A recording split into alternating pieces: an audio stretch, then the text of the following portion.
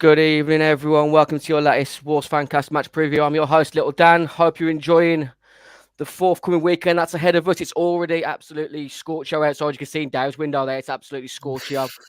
I've had to draw the curtains because it's literally my bald neck and head was just roasting. It's going to be a tough one this weekend. Keep hydrated, whether it's alcohol or water, you know what to do.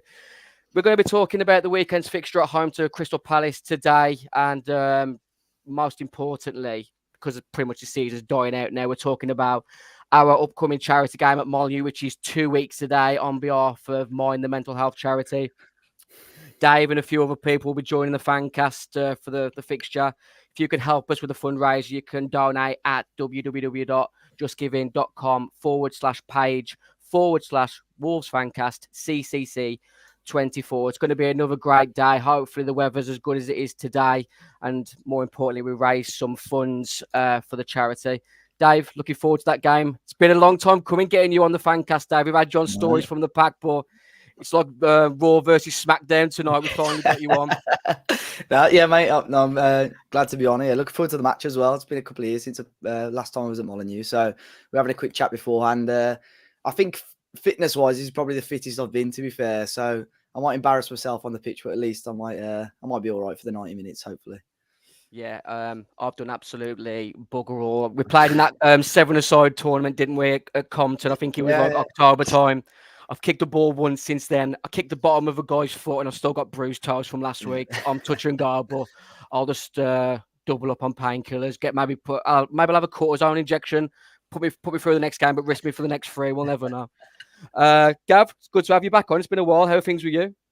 Yeah, all good. I think the last game was the Villa one, wasn't it? At home. October was the first time and the last time I've come on, to be fair. But no, I've been pretty good. The weather's nice now, so time to enjoy the summer, I guess. I didn't want to bring it up, Gav, but you've brought it up. You mentioned Villa. Daniel Podence and the Olympiacos boys gave him a good slapping. I mean, someone made the joke about it was sick. I'm sick to my stomach watching that game last night as a Villa fan. Daniel Podence over the 2 legs, still the player that I massively rate. But Dave, you know myself, we've had sort of spats on Twitter. I'm still learning after being on Twitter after how many years now that I can't joke in my tweets. I posted last night, we need to bring him on. We need to build a squad around him. And I'm getting quote tweets saying, what are you on about? You're talking shit. You can't even make jokes anymore. But Daniel Podence is still a player that I really enjoy. I still believe he offers more than what Pablo Sarabia can. But what's your opinions on Podence? Would you take him back this summer, or as that little man's boat sailed in a Wolves shirt? I don't know. I think the situation that we've been in this year with the lack of like attacking depth, I think it would have been great to have him this year. I always look at that Coventry game. I think if we had one more senior player in that front line, I think we would have beaten them. Whether it be even Fabio, Sasha, or Podence, I think throughout this season he would have been a good option. But it depends. I think if he comes back, ultimately Gary O'Neill has to say to him, "Oh, we want you." Well, if he wants him, we want you to stay, but you're going to be a squad player. I don't think he'll be a starter as such. But no, I'd possibly keep him around. But like I don't think he can take jokes though, because I think I made a joke about him trying to nutmeg people and he blocked me for it. So yeah, I haven't got him on social, so I don't even know how he celebrated the win. This is the problem with me and Daniel Podence. I've learned the mute button. He's just going around blocking people. He needs to have a bit more like. I said it wasn't. It was. I think it was the cup game. He was Gillingham, Lopetegui's first game. I put Podence tried to nutmeg someone challenging possible, and I got blocked for. Genuinely, that's what I got blocked for. So yeah, short man, I'm emotional, Dave. We bite too easy. That's the problem. We bite ankles too easily. Gary O'Neill said his pre-match press conference today on Daniel Podence. Most of the loan players will come back and we'll have a discussion around what they want. You can't force someone to be here. Then it's my opinion on them. And if we want them around the group, that sort of statement for me there, Gav, suggests sort of even if Podence wants to return, which doesn't sound like there doesn't seem to be much of a future there, can Olympiacos afford him in the summer? Wolves are going to want still good money for a player that has been performing really well for them this season, got them to a Conference League final. Yeah. What sort of money do you think Wolves should be demanding for that type of player?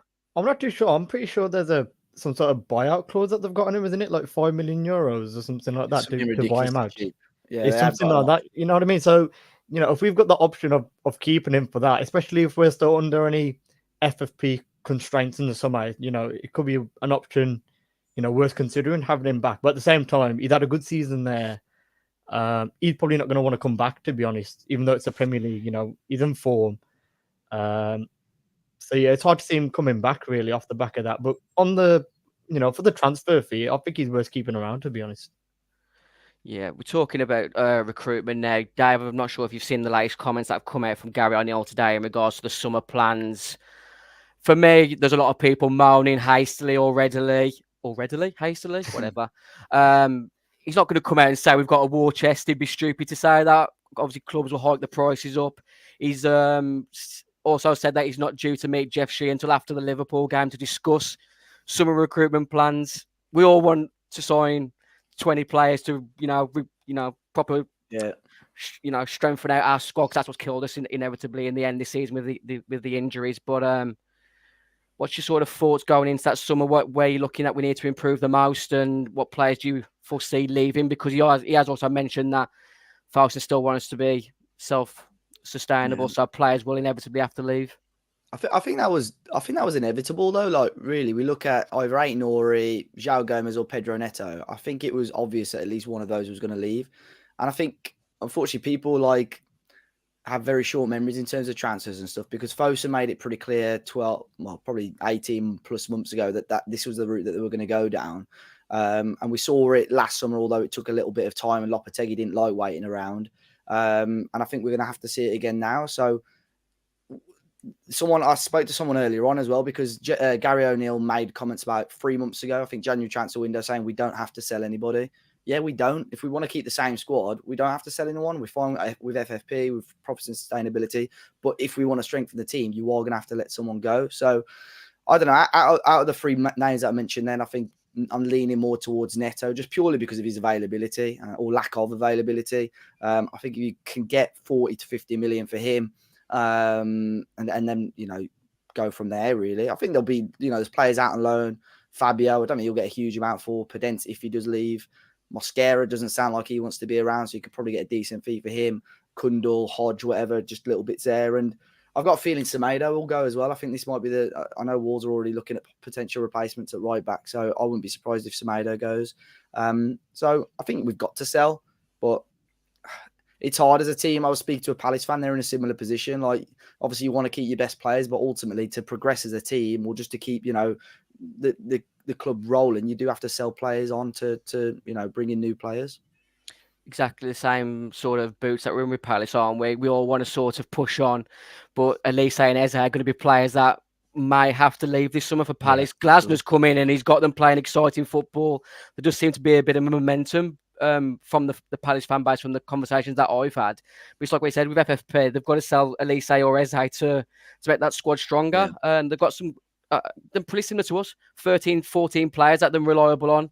After that, pretty weak squad.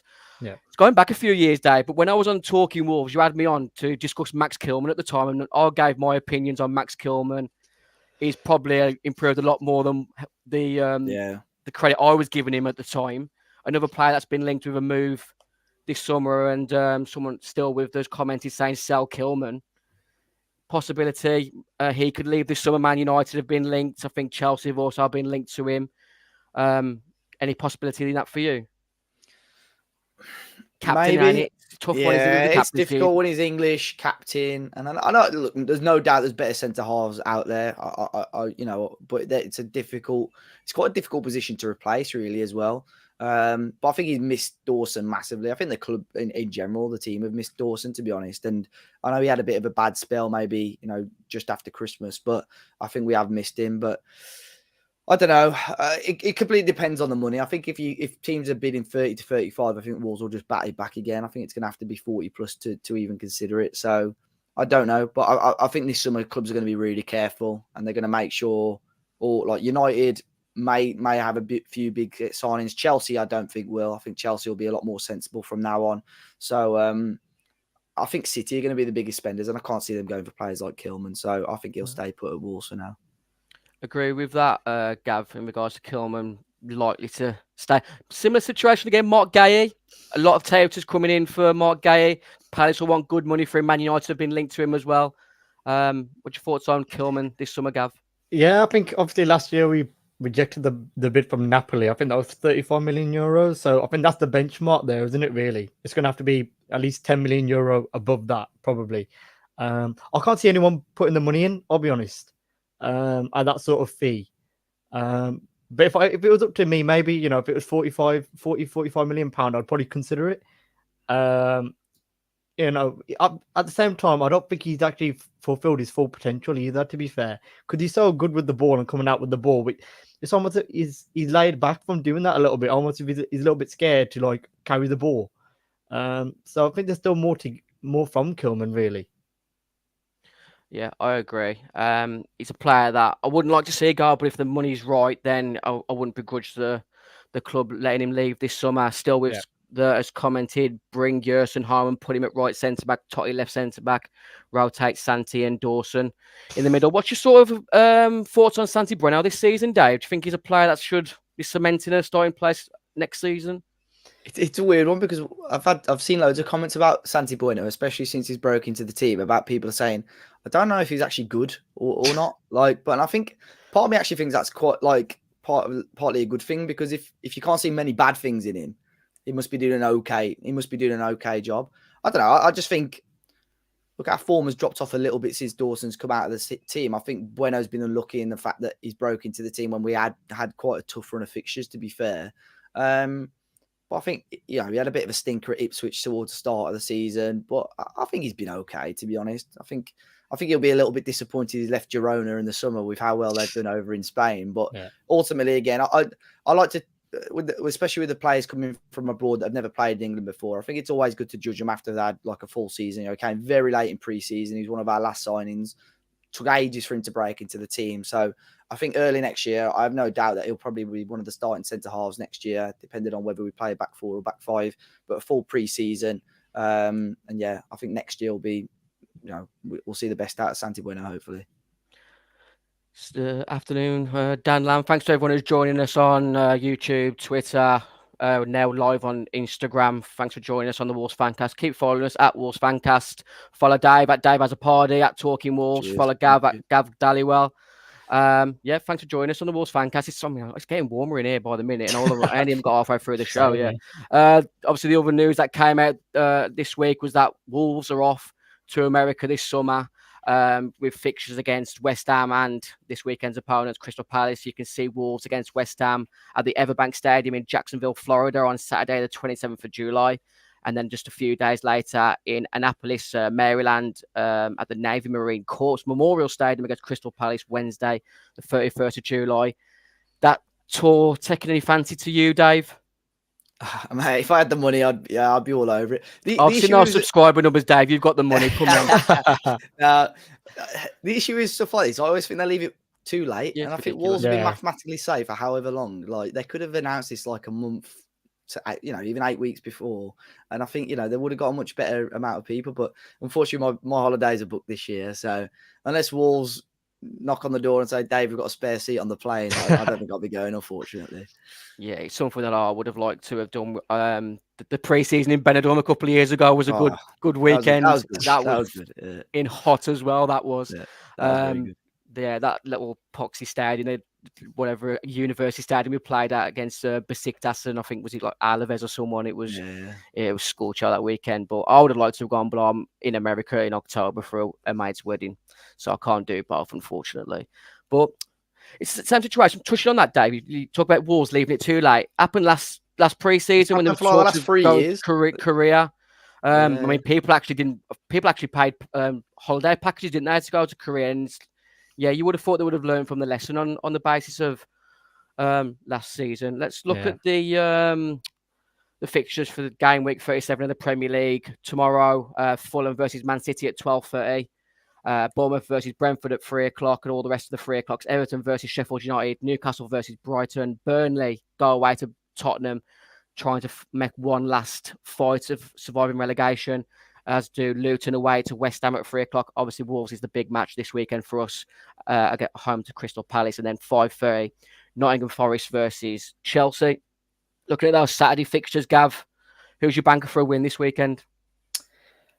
Got to say Everton, at home to Sheffield United. I think They're dead and buried, aren't? Well, they're relegated, aren't they? More or less. Oh, are they? Yeah, they're confirmed, Yeah, aren't they they? are, Sheffield United, yeah. So can't see them putting up a fight there. Really, I think Everton. I'm not too sure what the stadium situation is. Are they moving the start of next season, or is it like the season after that? It's close to being open now, I think. I'm That's what I sure it was mean. the start of next season, or was it sort of like September, October? I Yeah, so think this is one of their last home games, isn't it? So they probably put a good show on there. You'd have thought. season after, it's 25-26 season, they're going to move in, I think. Oh, so they've got another year. Yeah. so. Yeah. They've Okay, got another scrap that year. Sheffield United win then. Another year. I was hoping they get relegated and inevitably getting out of it by hook or crook. Yeah. Who's your sort of preference to get relegated out of Forest, Luton, Burnley, Gav? Probably Forest, to be honest. I quite like Luton. I think they've given it a good go. I like Rob Edwards. They've given it a good crack, haven't they, Luton? Considering they were right off at the start of the season. But I love Nuno as well, so I kind of want him to stay up just so he doesn't get the daggers in him as well at the same time. So it's out of Luton and Forest. So I'll go Forest just because of the fans. I wouldn't back Nuno getting Forest back up if they got relegated. He ain't getting Neves, Bolly, and Jota next season if they get relegated. They're all going to leave, aren't they, as well? Or the Gibbs White, they won't hang around in the Championship. That's for sure. Yeah, I'd be surprised if they kept Chris Wood in the Championship. Dave, what's your preference? Oh yeah, I'd love Forest to go down. I get it with Nuno. It's weird with Nuno. I don't like, when he comes up on like highlights or match of the day. I don't really have any feeling towards it anymore, like I used to. I don't know why, but yeah, I'd love Forest. I just can't. The fan base are insufferable. So I'd love Forest to go down, but I think the current bottom three are who going to go down. To be honest, I think Forest will just about stay up, unfortunately. Yeah, I think it just feels like a different lifetime now, doesn't it? All them that Nuno era. Gave us some great times, but people, when I have conversations, people forget how bad that last sort of 6 to 12 months was. We didn't start playing games until after the 60th minute. It was literally stifle teams and then try and nick a 1-0 winning like in the last half an hour. I thought it was really bad, the football. I know we had problems, but this was before Jimenez got injured. We were still playing that style of football. Obviously struggled in the end. Fabio Silva was thrown in at the deep end. There was a rumour last weekend that Alex Ray put one on Fabio Silva. Still waiting for concrete confirmation of that. I wouldn't back Fabio Silva against Alex Ray in any sort of combat battle. You've mentioned Fabio Silva just briefly, Dave. What's your sort of feelings on him in the summer? We've got to try and get rid of him by one way or another. There's no more loans now. He's got to get off the books, hasn't he? Yeah, it's a shame. I've tried to back Fabio like from day one. And I don't know. Even in the early days, I could see that there was something there with him, and I just thought hopefully soon it will just click. And he did all right last year, obviously in Belgium and in Holland. But yeah, it's been an absolute disaster. Even at times in spells at Wolves earlier this season, I thought he was trying hard, but for whatever reason, it just wasn't happening. Like he had Everton where he had the one-on-one with Pickford. He probably should have put away, and then he scored, which was narrowly offside. He missed a great chance against Brighton. So did Ait-Nouri when they smashed us at Molineux. But we could have gone 2-1 up at half time in that game. So I think he's been unlucky, but this loan spell at Rangers has been absolutely disastrous. So yeah, I think we've got to cash in. But what do you get for him? I think if you can, someone offers you 10 million, I think you shake their hand and take it and just put it down as a bad transfer. I think you struggle for 10 million at this point as well, to be honest. Yeah, I genuinely don't know what you'll get for him. I think he's shown enough that, what is he still only 21, 22? Like he's still really, really young. But I think, I don't know, he's not going to sign a new deal here. So if you take him out on loan, you're losing another year of his contract. So they've got to get something. I think it's got to be this year, unfortunately. Yeah, been an absolute disastrous loan spell. I mean, it's been quite well spread. Every time he has a bad game or does something bad in the game, it's all over social media. The celebration as well. The celebration last week was just so childish. He's not doing himself any favours there whatsoever. But Rangers fans will completely forget all about that if he bags the winner against Celtic this weekend. They'll forget all about it, and he'll be a flipping Rangers cult hero if he bags the winner against Celtic. Hopefully, I mean, it would be good for us because, like I said, we want to try and get as much money as we can for him because Fabio Silva, Gonçalo Guedes, these were sort of the straws that broke the camel's back with Jorge Mendes, and that's what's absolutely crippled us with financial fair play and the recruit winners we've had in the last 5 or 6 windows. Patrick Cutrone is another one. Fosun can't be, hurt too much. They've put money into this club. They've spent big when Mm. we've had chance to. But it's, this is why Jeff Shee for me he needs to go for me. I think he's out of his depth. He's not a football man. He's another money man, and that might be what Fosun want, but I feel he's out of his depth. I feel like the fan base has lost trust in him. I think Scott Sellers took a bullet for Jeff Shee, and Matt Hobbs has got a big job ahead of him, and it's all to do with Jeff Shee. It's up to Jeff Shee to go to Fosun and say we need these funds to make us competitive. Otherwise, it's going to be another tough season. And if they don't back Gary Neal, would you be good Gary Neal leaving in the summer, similar to Lopetegui, Dave, if they don't back him? Yeah, I wouldn't blame him. And I know for a fact that Wolves have got targets lined up, and it's just basically they're waiting for the thumbs up off Jeff Shee and Fosun. So, the negotiations for some players are done and it's ready. But unfortunately, this was the issue in January as well. Jeff and Fosun, obviously Jeff's sort of the middleman here, but at the same time, as a club, you want someone who's saying, look, we need to back this team here. You've got to be telling the big bosses at Fosun, we've got it in January. Even if they gave us 2-3 million just to put towards a loan deal, we would be in a much better position now, and we could be in an FA Cup semi-final or even final. Genuinely, even with one more senior attacker. So I think they let him down in January and Matt Hobbs down, and this summer they've got to get it. They've got to get it right. But the issue is, obviously, in an ideal world, you want all your transfers and players in for the 1st of July. But this year, you've got the Euros, you've got the Olympics, you've got Copa America. It's bound to have, some late drama in a transfer window again, but makes it difficult for us as a team in the position that we are. You want to be as prepared as you can for the first game in August. But unfortunately, I don't think that'll be the case. It's just Jeff Shee's got to back us. The Fosun have got to back us this summer. Yeah. I mean, just going back onto the Jeff Shee thing, I think the whole Guy Carrez situation from Cov before he went to Sporting, apparently that all broke down because Jeff Shee was in China. I think that was, when I heard that was really poor, I think, you know what I mean? To lose such a good player on that, on such poor communication at, Premier League level, it's, it just showed that there's something wrong at the top of the club, really. I'd rather give Matt Hobbs the reign of the club at this point. I've got a lot of faith in Matt Hobbs at the minute. With the way he's been conducting the transfers and everything. So for me, I'll give him full reign and just tell Jeff, sit to the side for a second. Jeff Shee went on holiday at the end of the January transfer window as well. So when Wolves are pushing to sign a striker, he was away for deadline day. It doesn't help, does it really? It doesn't help. Obviously, you can speak to him still, but as a club, you want the person basically that's going to make the final, the final say. You need him there with you. Ultimately, you need an immediate answer. I mean, it can be on Mars for all I care, but as long as he picks up the phone as soon as he gets the call, you know what I mean? That's all we're asking for at the end of the day, ain't we? So as long as he's got access to the online banking, he can do whatever he wants. It's literally as simple as that. Jeff Shee, Jeff Mock Shee, you can call him whatever you want. He's frustrated because, like Dave said, there were times, not just under Gary O'Neill, the same situation happened under Bruno Lage in the January. We let Adama Traore go out to Barcelona with a loan with an option to buy. Why aren't we doing transfer deals like that in that January we've just had? There could have been a championship striker. Could have got Ben Brereton Diaz or someone similar of that ilk. I didn't want them going down the Danny Ings route. He's on like 125 grand a week apparently at West Ham. Another injury-prone striker, but like I said, they could have done something. They could have done a loan with an option to buy. They could have fleeced the team and said, we'll give you £20 million for a £10 million striker just to get a body in the draw in January. And it hurts because that January, that back end of the season under Bruno Lage when absolute collapse, it's similar to that now, isn't it? We've won 1 in the last 7 now, is it?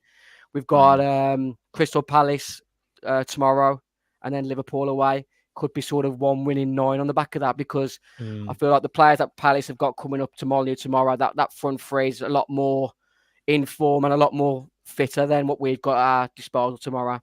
Looking back to the fixtures on Sunday for a moment, Man United at home to Arsenal for Aston Villa play Liverpool on Monday night at 8 o'clock. Who's your preference for the title? Who do you think is going to win it? Who do you want to win it, Dave? I think City will win it. I'm not overly fussed out of Arsenal and City, to be fair. I think Arsenal have got a very vocal fan base. Yeah. So I think it's one of them. They could be unbearable if they win it, but at the same time, it's nice to have someone a little bit different lift the title. I'm not a big fan of Liverpool, so I'm glad they're out the race pretty much completely now. So I think City will win it, but I haven't really got a preference on who I want to win it as such, really. Yeah, I'm all in on City, Dave. I've still Yep. got a lot of bitterness towards Arsenal from that Bruno Lage season. We were Yep. in and Oh around the yeah, same yeah. places. Those 2 defeats in the They same were month. horrible. Their fans at those Horrible. games, horrible. That Yeah. away game, flipping hell, man. Toxic, outside the ground after that game is horrible. Yeah. Oh yeah. Another game we didn't deserve to lose. We didn't deserve to lose at Molineux. Lost 1-0. Martinelli got sent off. Winning 1-0 away at the Emirates through Hwang. Ben White does the most scandalous dive.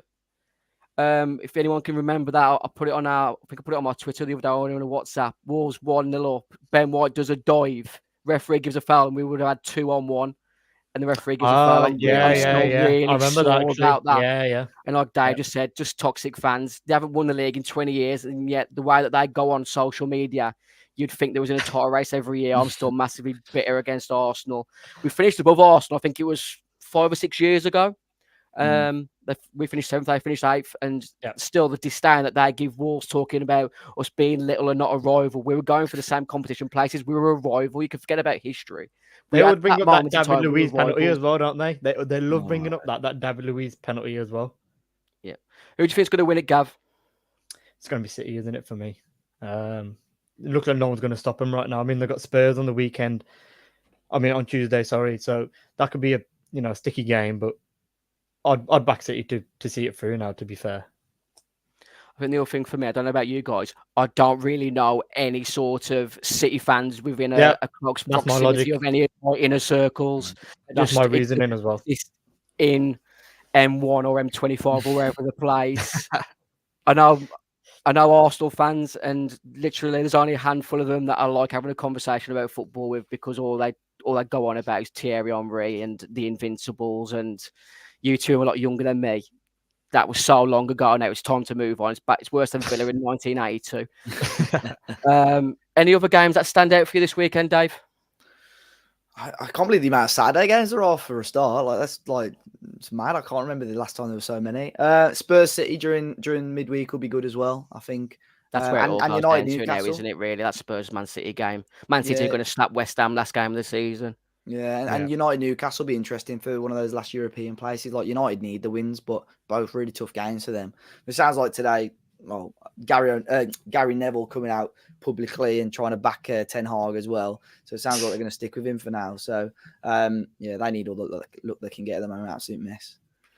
We're talking about Wolves versus Crystal Palace preview for tomorrow's game. Last time we ran out, unfortunately, 3-2 losers on the day at Sellers Park. Not a great game from recollection. Hwang Chan and Mateus Cunha late on got our consolation goals, but defensively we were a bit all over the shop that day when we made Odsonne and Edouard look like prime Drogba and Eze looking like some sort of Brazilian. It was a disappointing day, Dave. Yeah, I was there actually for that game. If I remember, I think Fabio started up front in that match as well. But I think it was Rob Jones, the referee. I thought he had an awful game as ref that game. But yeah, it was frustrating. We had a couple of half chances in the first half, and the second half just fell apart really. And I don't know. I didn't realise when I looked at the stats yesterday, Palace's form against us is very good. Like, we've got an awful record against Palace. But I don't know. It's difficult. I always tend to try and back us in these home games because I think, we do have enough. We should have enough quality to beat them, but they're on some great form at the moment, so it's going to be a really tricky game. Yeah, Palace have always been a difficult side. We've got a terrible record at Sellers Park, and it ain't really overly great at Molineux in recent years. I think we've won a few times, but they've never been comfortable wins from recollection either. I think even the win last season, I think Neves scored a penalty, didn't he? And was it 2-0? 2-0. Yeah, we beat 2-0 last year. Yeah. Don't score the other goal though, off the top of my head. But Crystal Palace have always been that side. You could easily comfortably win 2-0 tomorrow, or we could easily get slapped 3 or 4 come with. Yeah. Like we've mentioned Michael Elise and Eze. They're going to be players we need to stop tomorrow, Gav. Yeah. I mean, Mateta playing like R9 at the minute, isn't he? So tucked in shirt, Mateta's another species of striker that's just come out of nowhere.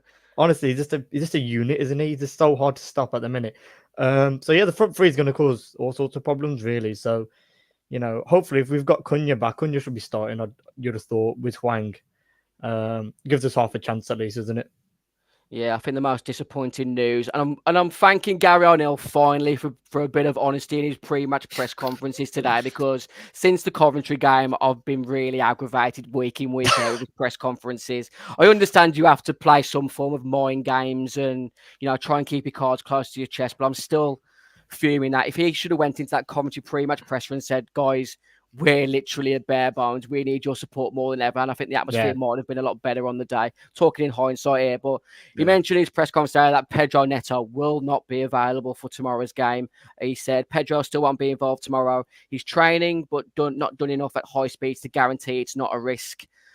A big blow. Have we possibly seen the last of Neto in a Wolves shirt, Dave? Possibly. I think it'll be a big blow for him personally, because I don't think he'll get in the Portugal squad now for the Euros. I think he's been out too long, and I think part of him was probably hoping to get 2-3 games under my belt, show Martinez what I can do, and I might make the place. But there's too much quality in that Portugal team for players that have been available all season, so I think he'll miss out. I'm sure he missed out the last major tournament as well. So it's a shame. He's such a good footballer. And like every pre-season, I think pretty much since he's joined, he's been one of the best players. And you think this is the year. And I thought it was this season. And then obviously 2 major-ish injuries, and it's just held him back massively. And it's held his value back as well. So, like I say, a phenomenal, great player at Wolves, loads of Premier League experience now, really. He's a Premier League club if you look at it that way.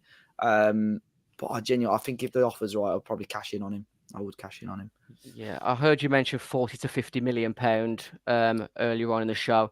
Probably what he may likely go for. I still think we should be pushing for 80 million pound. He's got 3 years left on his contract. I know it's laughable, 80 million pound, but I've mentioned this previously. Anthony, Mudryk, Jadon Sancho all went for 80 million pound plus, and even with 25% of the season injured for Pedro Neto, he's done massive numbers compared to what those 3 have done. Like I said, 3 years after his contract. We can't let him go on the cheap. I think still with us commented saying maybe we should sell him next January, because his goals and assists in that the early part of next season may be crucial for us to see where we can push on to. But yeah, a massive blow. Like Dave said, he's one hell of a player. I think he would have been long gone years ago if he'd stayed injury free. That season under Nuno, where the back end of the season is pretty much his goals and assists kept us up. That goal away at Southampton for Mendes has mentioned that, hasn't he? To be fair, he has come out and said, if he wasn't injured, he would have went for like 100. I think he said 100 mil, didn't he, at the time? Yeah. But I agree with what you're saying, Dan. Especially if he was fully fit throughout the whole of the season, I could definitely have seen him going for 70. I think the fact that he's been injured for so much and for so long, to be honest, I can't see anyone coming in for him just because of the injury record, to be honest, and the money that we're going to want. I think it's going to put a lot of teams off, to be fair. I'll be interested to see if he makes the move to Saudi, And I know it sounds daft because he's still so young. I think he's the type. I don't know what makes me think. I think he's the type of player that would be interested in that sort of move. Yeah, but he could be coaxed into it, couldn't he? I mean, like, is it that Otavio who left Porto to go there was a Jota from Celtic as well. Yeah. Although I think he's come to regret it, but it wouldn't surprise me. And I think you probably get the maximum value from them out there. But and they've got good ties with George Mendes, but I don't know. It's a shame. Like the amount of assists he got the early part of the season, it was weeks before anyone even came close to the number of assists that he had. I think Trippier was, took him a few more weeks to get close to him, but he could have so easily been on. What was he on? 8-9 assists before Christmas. He could have been hitting 15 to 20 assists, which would have been a ridiculous amount for a Premier League season, really. I think he was out for 5 weeks, and Trippier was not. I just caught up with him by then. After 5 weeks of being out, so. So I said, such a sour end to the season, because if we had kept Wang, Cunha, and Neto fit, who knows how far we could have gone after that. That Chelsea away win, we had so much momentum. All 3 forwards was on fire. I mean, obviously Cunha was away at the Asia Cup at the time, but the form that they were in at the time, even if we conceded goals, still back just to score 2-3 every game. Those 3 haven't started together since the end of October, which is mad, really, when you consider how. I say, we're in a position that we're in without our best 3 forwards not playing with each other since then. So, and even before, was it the Luton game Luton game? Hwang and Cunha hadn't played with each other since the end of Jan. So, I think we've done. It shows how good a job Gary O'Neill's done, really, to keep us ticking. Ridiculous. Definitely. I mean, you've just sort of mentioned there. I was going to leave it till a little bit later on the show, but Gary O'Neill hasn't been listed in the manager of the season nominations. Andoni Iraola's pretty much come out of nowhere on the outside to steal that last nomination spot. Disappointing for Gary Neville, because like he said, had an outstanding season, and lack of support by the club has really stifled his credibility, really, because I mean, you don't get linked to Liverpool if you're not doing an amazing job, have you? Sort of final impressions on the season, Gav, under Gary O'Neill? Overall, yeah, I think he's done a great job for us. In all honesty, I mean, Iraola being there, I think for manager of the season, you've got to compare what was the expectation at the start of the season and where are they now? And 17th on goal difference. Who Wolves? No, I mean that would have been my minimum expectation was 17th on goal difference. Like, just don't get relegated. Well, everyone had us as being relegated, didn't they? And we've been top half for most of the season. Iraola, he's taken Bournemouth from being mid-table to slightly above mid-table now. I mean, out of the ones that are on there, you got to give it to Emery, haven't you? Really, in my opinion, as hard as difficult that is to say. I think out of the 5, again, it goes back to the expectation. Were Villa expected to be in Champions League for most of the season? Maybe, possibly not, but the rest of them were all expected to compete for the Premier League, weren't they? Really. So yeah. Yeah, it's very dissatisfying to see how well Villa have done this season. I think Alex Ferguson predicted, didn't he, after the first game of the season when they got slapped at Newcastle? They had momentum. You had to look at like the points tally since Emery's come in. I think they were like top 3 since he's joined. So yeah, he's done an outstanding job. Thankfully, they haven't gone on to win that European Cup, because you look at the way West Ham have gone on in the last 12 months, winning an Intertoto Shield or whatever it's called. I was so happy. Yeah. So yeah, good luck to him. We mentioned Pedro Neto a few minutes ago, and the question what I want to ask you, Dave, first is who, if we're going with our standard sort of 3-4-3, 5-2-3, however you want to look at it, who's starting for you tomorrow? Because for me, I've gone with Jean-Ric Bellegarde in a front 3 with Cunha and Wang. I would have said from that team, I think Sarabia probably will start. Although if Bellegarde's fit enough to start, I'd probably start him. But I think probably Sarabia for Bellegarde. And then out of the back, I'm sure we'll move on to it, but out of the back 2, I'd assume Semedo will move back to right wing back and Santi will come in at centre half. Yeah, Santi has been sort of declared fit by Gary O'Neill earlier on today. I didn't think that sort of defensive combination of Nelson Semedo as that third centre back coming up against Haaland last week, with Doherty being the sort of one that you look for on the counter in the transition. He got, I know Erling Haaland's an absolute monster, but I thought he was really naive to put him as that third centre half last week, Gav. Yeah, I mean, Semedo, to be honest, all season he's been pretty good. I haven't been his biggest fan, to be fair, Semedo, just because I think with the money that we bought from him and the expectation, I don't think he's hit for the previous season. He hasn't really hit the heights, but this season he's been bang on. In terms of that centre back role, though, I mean, that guy in the back post, I think he's got nightmares of the back post, doesn't he, Semedo? Because it's not the first time he's been caught out there. I don't understand why I'd rather have Doc as the centre back, to be honest, because aerially he's so much better than Semedo. So I'm not too sure. I would have, if they were going to do it, I would have stopped him round and kept Semedo out wide and then put Doc more in the middle, to be honest. But yeah. I put about that, Gavin. I got pelters on Twitter about that goal. I know the leap from Haaland and goal was unbelievable, but I still think Semedo has got to be tighter to him there and at least make it a little bit more difficult for Haaland. But you're right. I think that is, so as good as Semedo has been, and I've seen people vote for him for player of the season and so on, but that is by far his biggest weakness, aerially, but especially when it's sort of over his head. Over the head? Yeah, he has almost no awareness. Against Brighton last year, I think it was the game he got sent off. He got caught out so many times by even Matoma. Matoma's now flipping Peter Crouch's in. Yeah, exactly. He got embarrassed numerous times. I asked Dave the question a few moments ago. Gav, who's your front 3 tomorrow? Cunha, Wang, and... I'd go for that, personally, because Sarabia... My dad has the biggest agenda against Sarabia you've ever seen in your life. Like, I think when he comes on, my dad will actually boo him. He hates him that much. I've said numerous So- times this season, sub Sarabia off and bring no one on because he's so stifling and frustrating on the eye at Honestly, times. He's my NFL dad would special literally teams. say, He's a set piece merchant.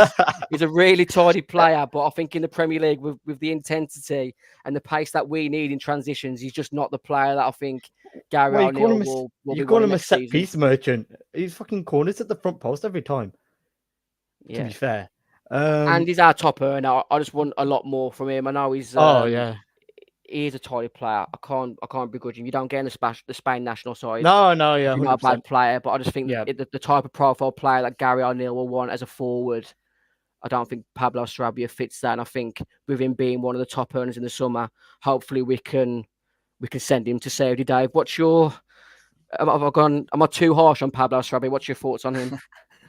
I like him, but I think I wouldn't, if offers came in the summer, I'd probably be open to letting him go, to be honest. Yeah. I think he's a bit of a luxury player as such. Mhm. I think technically, obviously, at times he can be a very, very good player. But for Wolves as a counter-attacking team, I think for a team that has a lot of the ball and a lot of control of the games, it'd be great.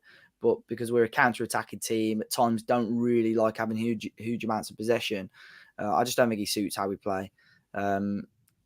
Unfortunately, I think he's been overshadowed a little bit over the last few months because he's been our only fit senior sort of attacker as such. Yeah. So he's been surrounded by, like, no disrespect to Leon Chiwomi or Nathan Fraser.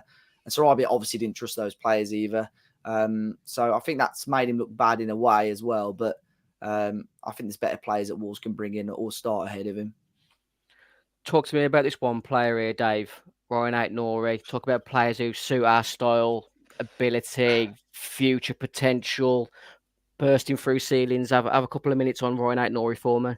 Yeah, mate, he's been brilliant this year. Like, so good. I genuinely can't remember him having like a bad game as such. Just unbelievable to watch. I think defensively against top attackers as well. He defends so well. That'll be an interesting one to watch, I think, this summer. I think there's going to be suitors in him. Like I said, with Neto earlier on, I think people don't realise the amount of Premier League experience he's got. He joined us when, 4 or 5 years ago as well. So he's had, lots of Premier League experience.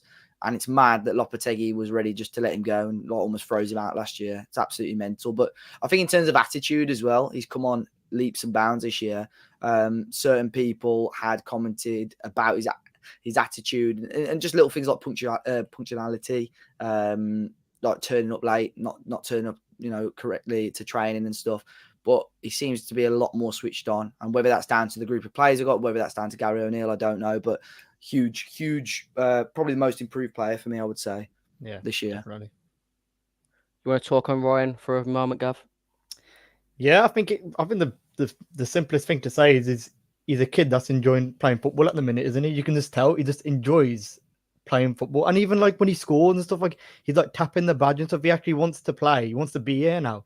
Whereas last season, I can imagine, like, he was probably talking to his agent about going in the summer. As much as Lopetegui didn't want him, he was probably thinking about going himself. But I think just going back to when we bought him, obviously we had the option of Vitinha and Ait-Nouri. We had a choice, didn't we? And you see Vitinha in the Champions League the past couple of weeks, and they keep bringing up, he was at Wolves and everything. And I think this season we've kind of justified, even though Vitinha's been good. I think this season has shown why we kept Ait-Nouri in the end. With the potential that he had, and he's really showing it now, to be honest. My mate Miguel, who's a Benfica fan who lives in Belfast, is an absolute dickhead for the amount of times he's brought up Vitinha recently. Vitinha couldn't get a game in this Wolves side. You didn't want Vitinha. I'm fed up with it. We all chose Ryan Ait-Nouri at the time. Vitinha at the time wasn't Premier League. He wasn't ready made for the Premier League, was he? Physically, he wasn't there. We had Neves and Matinho ahead of him. In an ideal world, we would have signed Vitinha and Ryan Ait-Nouri, and we'd have some really special young talents there. But financially, I still think this is why we went massively wrong on Fabio Silva, because that £35 million signing for a club that wasn't overly established in the Premier League. I think we were there or thereabouts, but Wolves weren't a side that should have been spending £35 million on a project, whereas 20 million pound on a Vitinha, Ryan Ait-Nouri is probably where we were at the time. Massively frustrating because he's a baller, isn't he, Vitinha? Danny Pease commented, Vitinha is great, but it would have been insane to spend 30 million in when Nuno wasn't going to play him. Yeah, Yeah, it's true. just massively It's true. frustrating. The fee was a bit less than that, though, was it? I think it was 20 mil, 20. wasn't it? 20 mil, yeah. Because they were both the same sort of amount of money, weren't they? Ait-Nouri, I think Ait-Nouri was a bit less actually. Got him for 10 with the big sell on, but Yeah. yeah. So. Guys, tomorrow 3 p.m. Molineux, Wolves Crystal Palace. What is your score prediction, Dave? I'll go with a 1-1 draw. 1-1. Gav, what's yours? I'm gonna go 2-2. 2-2. Desmond 2-2. Let's do a quick Sky Bet builder based on what you've just said there, guys. So we'll go with Gav's 2-2. Who's scoring in 90 minutes, Dave, for you? Wolves or Palace? Your call. Cunha, I reckon. Cunha. Gav, who's scoring for you? Elise for Palace. Michael Elise for Palace. There it Where is, is 74 he? top 4 at the top. And I'll go with the customary João Gomez yellow card.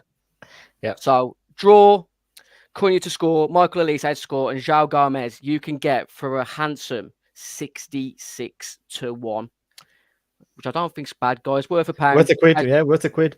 Pays for your evening out at Wolves, whether you end up in Pot World or Cinderella's, whatever you want to do, that's up to you. Thanks for joining me, Gav, and Dave on tonight's Wolves Fancast match preview. As mentioned earlier, me, Dave, and a few of us are playing at Molineux 2 weeks today for the mental health charity Mind. If you could help us with the fundraiser, it's massively appreciated. You can go to the website www.justgiving.com/page/Wolves Fancast CCC24. Yeah.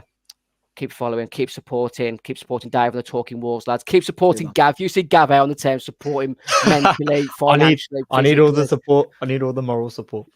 Thanks for joining us, guys. Enjoy the rest of your weekend. Hopefully, we'll get a win tomorrow. And be sure to join us again on Sunday evening for the match reaction show. Have a good one. Cheers, all the best.